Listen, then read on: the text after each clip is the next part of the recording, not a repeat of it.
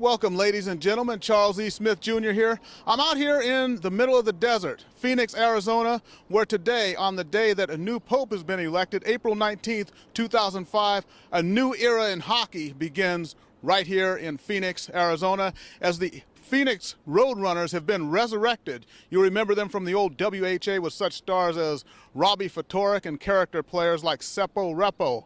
But now the PHX Road Runners will begin play this coming October in the ECHL, the East Coast Hockey League, which is the premier AA hockey league in this great country of ours. So without further ado, we're going to go inside America West Arena. We're going to meet the brain trust, the mad scientists in charge of putting this whole project together, the president, and of course the coaching staff, none other than Claude Lemieux, JJ Daigneault, and head coach Rod Filione.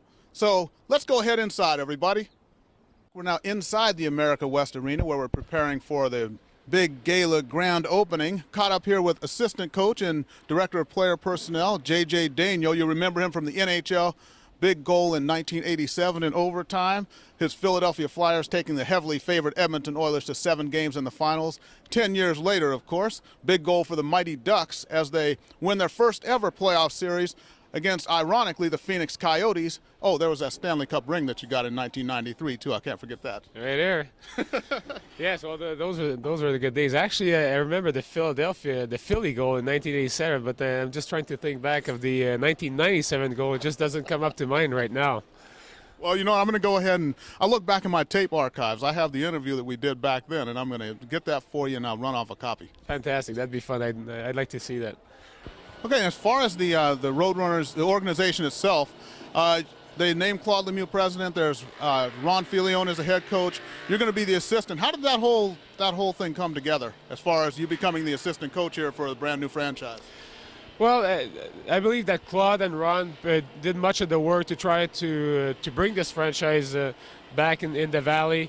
And once they were able to do that and secure strong ownership like the Suns Group, with Robert Sarver and Jerry Colangelo behind, they gave me a call. Obviously, to me to get on board and as an assistant coach as well as director of player development. So this is going to be my main function. It's going to be to try to find some young talent that we believe and that I believe can make it to the next level, and work with them for 1 or 2 years. And try to make them go to the American Hockey League and eventually to the big show. To the NHL when it is once again a functioning entity, as we hope happens pretty soon. Now, any chance you're still in pretty decent shape? Any chance you might be suiting up for any of the games here for the Road Runners during the season? Well, I don't think so. I've only played. I've only been on the ice 3 times in the past year and a half. I've been very busy for the past 2.5 years. I've been in school for the past 2.5 years, so I had very little time to suit up and play some hockey. But I vowed to myself to try to play on a more regular basis. So who knows? If I do lose a little bit of body fat, maybe I'll suit up for a game or 2. Or maybe 3 games tops. You know. All right. Okay, well, so if my general manager assigns me to a good contract. Everybody, we're continuing with our coverage here from America West Arena, joined now by the PHX Road Runners head coach Ron Filione, the man who will be behind the bench, who will be sharing all the pain and the glory, taking the blame and sharing in all the victories of this team.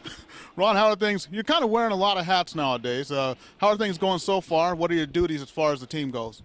Well, actually, for the past 3 months, I've been spending most of my time on the road trying to scout, players, create a database of players that are available, contacting coaches, ex-coaches, making sure that all the background checks are done. And so far, we're a little bit ahead of time for a new franchise. I've already had 2 of our players which are here today for this big event in Phoenix, Dean Tilgen and Michael Mole. So this has been how I spent my time for the past 3 months, on the road and making phone calls. Okay, when you talk about Tilgen and Michael Mole, how about Michael Mole? Tell me a little bit about those 2 players. Start with Michael Mole. Well, Michael has a background pretty impressive. As a junior kid, started with a new franchise, got lots of shot. he had the chance to prove himself. After that, he wanted to do pursue his education. So he went to St. Mary's University in Canada. He is drafted by Ottawa, and we spoke with Ottawa, and they basically told us that yes, they could lend him for a season, but after that they have plans for him to move further. Last year there was a big show in Canada which they call Making the Cut. There were 7,000 players that were looking for a chance at the NHL, and Michael won. So and he won championship at university level, twice Player of the Year, first team All-Star. So the kid is ready for this level of play. And as for Dean Tilgen, well, Dean is, as I like to call him, he's an old warrior. He's 31 years old. He played for me before, and I know I can count on him, to be a good leader on and off the ice. And on top of that, he's pretty skilled around the net, so that's a big asset. How about affiliation with NHL teams? Have you looked into that, and what are some of the pros and cons, maybe? Well, this is what we're debating. Claude and I sat down for, on many occasions, and we're talking about it. And right now we are ready, I think, to get some sort of affiliation, but we kind of want some sort of powers as well. Right.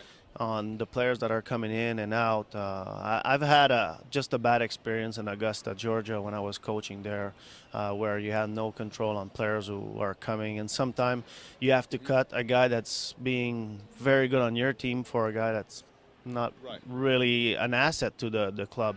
So this is why we're being, a little step back looking at it, but Dallas are very interested. They spoke to Claude, and we've got St. Louis, but they're also talking to another ECHL team. So we should have some sort of an affiliation, probably 5 or 6 players, but hopefully we'll be able to choose, pick and choose the one that we want.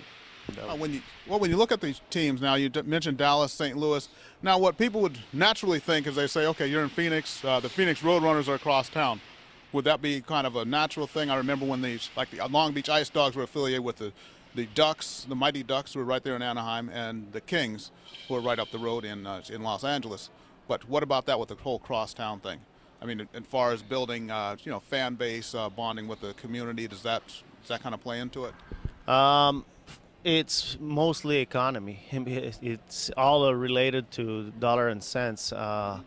American Hockey League team, they want to save as much money as possible, so they're trying to get affiliation to the closest ECHL team possible. Same thing for the NHL and in our league. Everybody's got to be careful with the money they're spending, and what happens when they're not. Exactly. Look at the NHL and the state it's in right now. We intend on doing that here, even though we have a strong ownership group. We will, manage this team just like any other ACHL team. There won't be free spending or whatever. It's going to be just what an ECHL team is supposed to be spending. That's what the Phoenix Road Runners will do. Right. From what I understand, they do have some pretty strict standards in place as far as the management overall, as far as the EHL is, and what you can spend on players.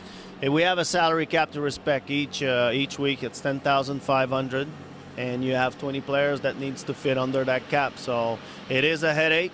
But if, like I said, if you're able to do a good recruitment right off the bat, well, you won't have too many guys moving in and out, and your salary cap, well, is not going to fluctuate or go down or up all season long. So that's one good thing. That's why I've been spending a lot of time. But everybody knows that, sometime a player might be very good in another team, and he gets on your team and he doesn't fit the mold. But we should be all right, though. Tell me about your relationship with Claude Lemieux. Claude Lemieux is the president, you're the head coach, but you guys go back a long, long ways. Oh, yes. We started playing together. We were 15 years old, playing on the same line, and we did that until 20 years old. And after, Claude went on to a terrific career in the NHL, and I moved on in Europe, and I stayed there 14 years. So I started coaching there, and I came back here coaching Augusta, coaching the West Coast Hockey League in Tucson. And that's how far we go back. We did lose track for, a couple of years in the middle, I think 3 or 4 years. But we knew that we always said at the end of our career, both careers, we were going to do something together. And we decided to present this to Mr. Sarver and Mr. Colangelo. And they thought it was a pretty neat venture, and they're joining us. So we should have a good product and a great venue and a great city, and we're ready. One of the men who would be the cornerstone of building this franchise are going to build it around him, so to speak, Dean Tilgen. You remember him playing for the San Diego Gulls the last few years. Dean, tell me, how did it come to, you came out here to play in Phoenix, your affiliation with Coach Ron Filione? Well, Ron coached me in Augusta in the ECHL about 5 or 6 years ago. And when he got the job here, he gave me a call, and it's a pretty easy decision to be able to come and play hockey in Phoenix. Well, you came from San Diego. San Diego's a pretty nice place also, but Phoenix is a growing area. Yeah, it is. I was lucky enough to play in San Diego, but Ron and I have had a good relationship, and he's someone that I really wanted to come and play for. Okay, and what about, you being, like I said, when I first talked to him, he talked about Michael Mola, goaltender, who's a top amateur goalie in Canada. Also talked about you as being the guy that he wanted to build around.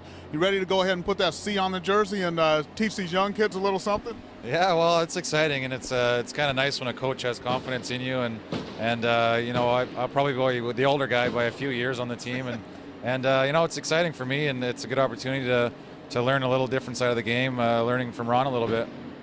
Hey, welcome back, everybody. Now, of course, we've come to the man, the true man behind the plan, the president of the organization, Claude Lemieux, 4 Stanley Cup championships, Conn Smythe Trophy. You bring a lot of experience, and you know how to win, and now you're starting this new franchise here in Phoenix.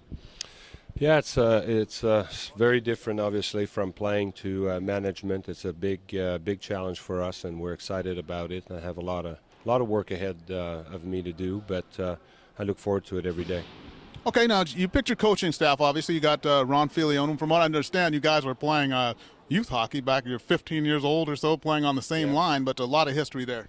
Yeah, we've known each other for a long time, and Ron's a good friend, and he's the right guy for the job. I wanted somebody I can trust, somebody that's going to be day in, day out, dedicated to achieving our goal as being successful both on the ice and off the ice. And again, with Ron and JJ Daniel together, JJ had a wonderful career in the NHL, and he's willing to give us a couple years here as an assistant coach. He'll bring so much to the table, so we're very excited. Okay, and then as far as running the franchise, I mean, here you are, you're still playing NHL, kind of career is winding down, but you're playing in Phoenix, and then you wind up president of the franchise. How does that whole thing transpire? Well, things happen real quickly in hockey, and this opportunity came about, and I just retired last year, so this was, again, a good opportunity for me to be involved and to be here in a city that I love, and I believe this is going to be a great market for an ECHL team. Alrighty, now as far as the one thing about running the ECHL franchise, all about the recruiting. I mean, getting good players in, just like at any level. But here it's closer because you don't have to worry about so much about salaries and bonuses and all that type of thing. But as far as just getting the right people in place to go ahead, work the phones, and get the guys in here that you need, guys that can play together and have a successful team. Well, Ron's got a tough job ahead of him. We've got to build this team from scratch. And as for myself, we got a big challenge. We got to fill the lower bowl here. Our goal is about 7,800 seats that we have access to, and that's what we are going to try to accomplish for our first home game, most likely to be October 22nd. All right, October 22nd, and new Phoenix Road Runners franchise. Thanks for your time, Mr. Lemieux. I know you got a million things to do. I saw you running around here like a chicken with his head cut off, so we'll let you go ahead and get back to work. But, hey, thanks for taking your time, and wish you all the luck in the world in running your new franchise. I appreciate it. Well, all right, everybody, that's about it from here in beautiful Phoenix, Arizona. How about that new franchise, the Road Runners, out here in the middle of the desert. There is hockey, there is ice, there's a brand new franchise. The Phoenix Road Runners, the latest thing in town.